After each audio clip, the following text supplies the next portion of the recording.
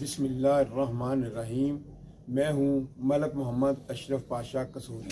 मेरी तरफ से तमाम कबूतर परवर हजरात को अस्सलामु अलैकुम। आज के इस व्लॉग में मैं आपको एक इंतहाई हैरत अंगेज़ और इंतहाई कारआमद पानी के बारे में बता रहा हूँ, गर्म पानी के बारे में बता रहा हूँ, जो कि जिसके दो मकसद हैं।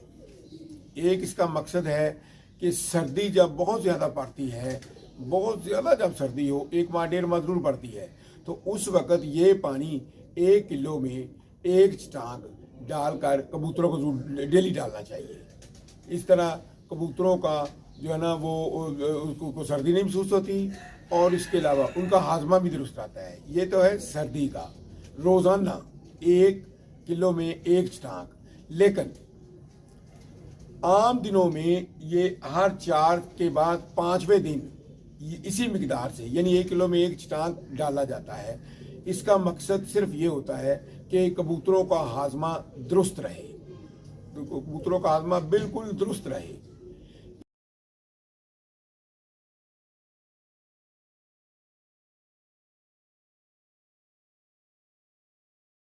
अब मैं आपको बताता हूँ कि वो पानी कैसे तैयार करना है और उसमें कौन कौन सी चीज़ें डालनी है। उसमें जो चीज़ें डालनी है वो ये हैं: काली मिर्च 50 रुपए की डालनी है, लौंग 40 रुपए का, बड़ी इलायची 30 रुपए की, सुंड 20 रुपए की, ज़ाफ़रान 1 ग्राम, ये काफ़ी महंगा होता है, बहरहाल ये डालना ज़रूर है, 1 ग्राम, ज़ीरा 20 रुपए का, ज्वाइन खरासानी 20 रुपए की, जलवतरी 100 रुपए की डालनी है, जैफल 20 रुपए का डालना है, दार चीनी 20 रुपए की डालनी है, कबाब चीनी 20 रुपए की डालनी है, मगा 40 रुपए की डालनी है। ये सारी चीज़ें आपने 6 किलो पानी में डालनी हैं। और उसके बाद क्या करना है आपने, उसके बाद उसको चूल्हे पे रख देना है, तेज़ आग पे रख देना है। तो जब ये पानी 4 किलो रह जाए तो उसे बोतलों में बंद करके सर्दियों में वैसे रख लेते हैं, अगर गर्मियाँ हो तो फ्रीज़र में रख लें, फ्रिज में रख लें। तो इस तरह इसका इस्तेमाल करें।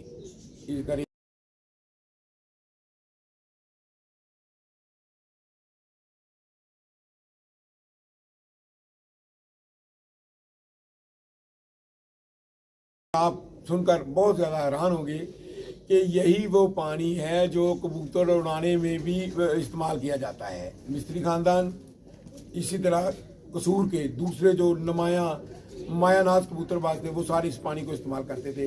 लेकिन इसको पानी को कबूतर उड़ाने के लिए इस्तेमाल करने का अपना एक तरीका है, हर एक का अपना तरीका था, अपना एक तरीका।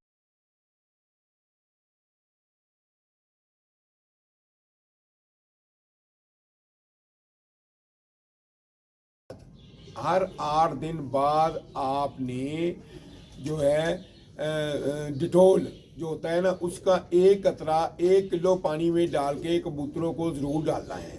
जो अंदरूनी जरासीम होते हैं कबूतर के, वो सारे उससे मर जाते हैं। और 8 दिन बाद या जब भी आपने नहलाना हो कबूतरों को, तो पानी में डिटोल डालकर नहलाना है। उससे बैरूनी जो है ना वो मर जाते हैं, जरासीम मर जाते हैं।